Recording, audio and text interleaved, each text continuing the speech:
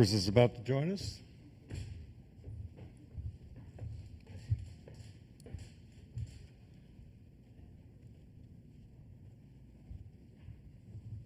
And Coach, we'll start with an opening statement with you, and then we'll go to questions for the student athletes. Thank you all for staying this late. An incredible game, really, tonight. So disappointed for our guys that they played hard, and USC was very good, but I thought we were very good too. Come back and guys played their hearts out. It was a sad locker room, but proud of these guys. Proud of the work that they did. I enjoyed coaching them too. So just a tough, unfortunate, ending. Questions for the student athletes? Raise your hand, and we'll get a mic to you, please.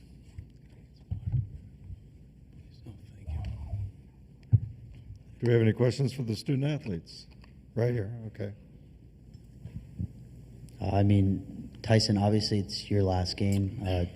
Jeremiah, I'm not sure your eligibility completely, but, what's the feelings right now going out like that? Tyson? Heartbreak. I think that right now I'm just trying to be there for the guys, make sure everybody keep their head up, and all the guys in that locker room have bright futures. So just being there for them. Jeremiah? Yeah, Tyson said everything, just devastated. I think the guys in the locker room and even the coaches, we worked so hard all year, and even this game, I think that was a reflection. We worked so hard, and sometimes you just come up short, and it's just devastating. Questions, please. Right here. Tyson, you obviously just spent 1 year here. Looking back, how will you remember this season and, the decision you made to come to Rutgers? I'll make it 100 more times. I love Steve Pikiell. I love the guys.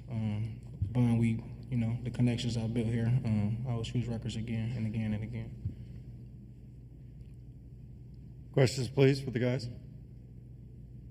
Right here. This is for either one of you guys. Obviously, you guys had that big surge in the second half to come back and take the lead, and then USC did just enough to kind of, get back into it and force the overtime.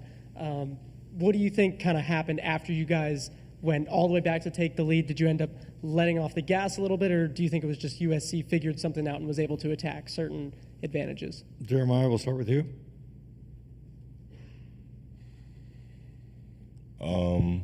Yeah, like you said, I think credit to USC. I think they just did just enough to, surge back into the game and force overtime. And anything can happen in overtime at that point. It's kind of like another game in a sense.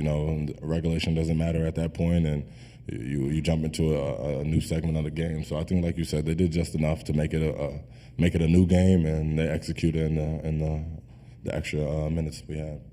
Tyson? Yeah, I think they schemed, we schemed, they changed their game plan, we changed our game plan. It's hard fighting for 65 minutes. I don't know if any of you have ever been to fight, but it's hard to, keep fighting for 65 minutes, and we gave it everything we got, so. Right here. Of course, a lot of new faces on the team this year. Just for both of you guys, was it kind of hard to gel with the team at times, and offensively and defensively, just kind of be on the same page in certain games? Tyson? Oh, yeah, it's always hard, just meeting new people and trying to figure them out and do stuff like that. But I think we got along really well. We bonded really well on and off the court. We did a lot of things together to build that bond and that chemistry.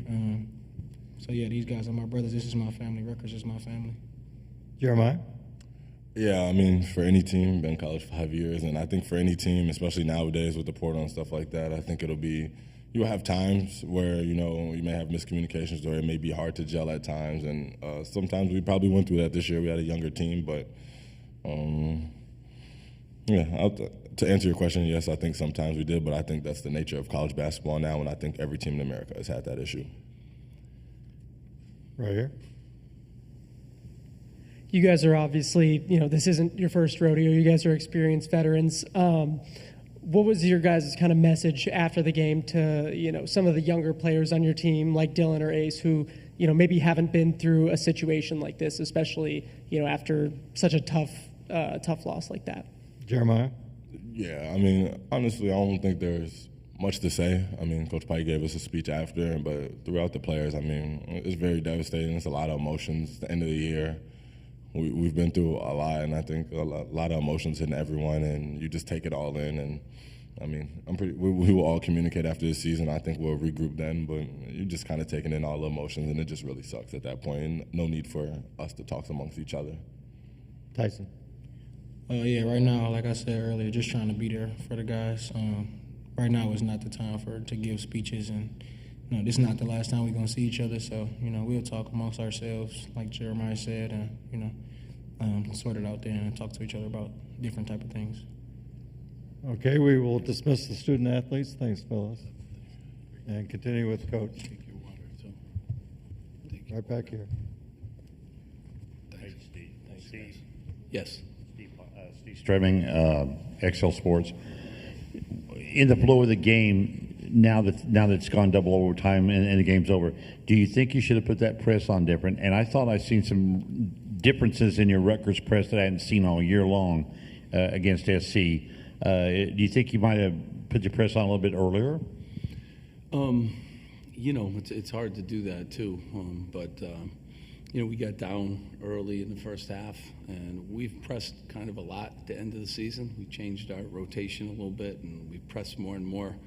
I thought it was effective at times, and then at other times they got some easy baskets too. But when a game goes that long and it's that grueling, it's really tough to do that. And I thought, at the end they kind of were throwing the ball all over the place, getting some easy looks, and we had our opportunities certainly this game. I would have liked to have Ace in the game for a little bit longer. I think that was a huge, I think his third foul was, just a tough one, and, kind of needed, him at the end too. But, put in a lot of work, this team, and they're great kids, and, they've worked all year with a lot of obstacles, as a lot of teams in this league have had. This is a great league, and we fought, and we couldn't get big stops down the stretch too in games. I couldn't get this team to rebound or defend the way I would have liked them to, but they showed some great signs. We scored 89 points in the basketball game, plenty of points to win.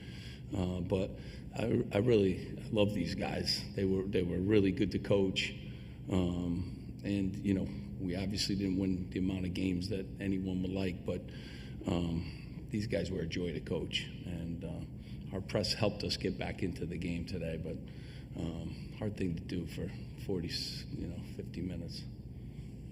Right here. Steve, what did you say to them in the locker room?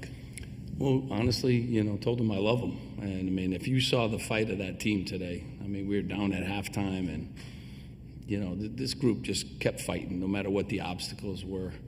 And, we didn't have the kind of season. It was choppy. We hit a lot of obstacles. There's no excuses. I take full responsibility for our season. But this is a great group of guys. I mean, Tyson, I wish I had 4 years with him. I mean, these kids really grew in so many ways, through all the obstacles. And playing in this league is tough. It's humbling league.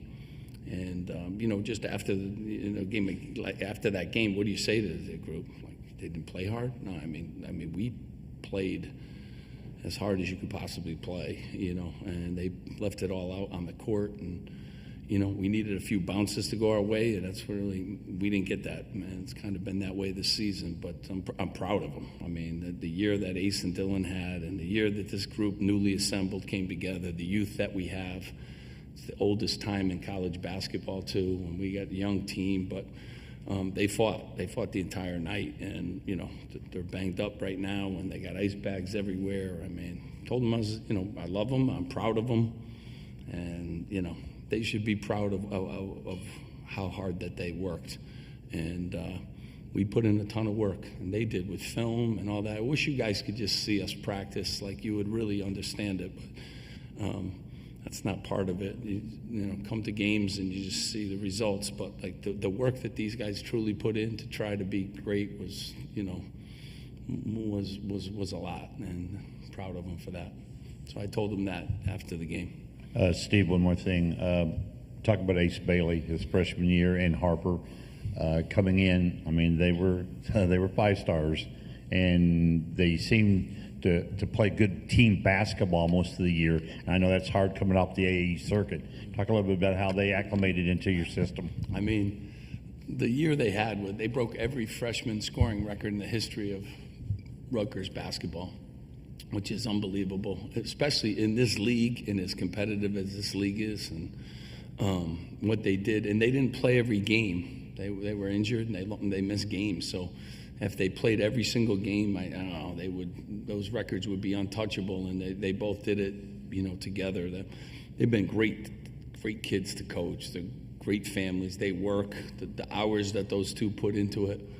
I only wish, I had another year or two with them, but unfortunately their best basketball's ahead of them too. I think they learned a lot this year. They grew a lot. They did. They grew a lot from film, and they saw every kind of defense you could imagine. They're getting guarded by 25 years old. They're 18 years old, 25-year-olds, 26-year-olds. The two just, were fantastic, and they're going to be fantastic pros. They really are. Right here. Could you speak more on kind of the other younger guys like Dylan Graham, Bryce Dortch, Somerville really kind of broke throughout the season, kind of how they're going to improve next season and help the team, out of the future? Yeah. I mean, the development, those two guys, Lathan lost 50 pounds from June to get into the kind of conditioning and shape that he got into, just continued to get better. Dylan Grant didn't play much early on, and he kind of figured it out late and then turned into a really good basketball player for us. And Bryce Dortch is going to be another really good player for us.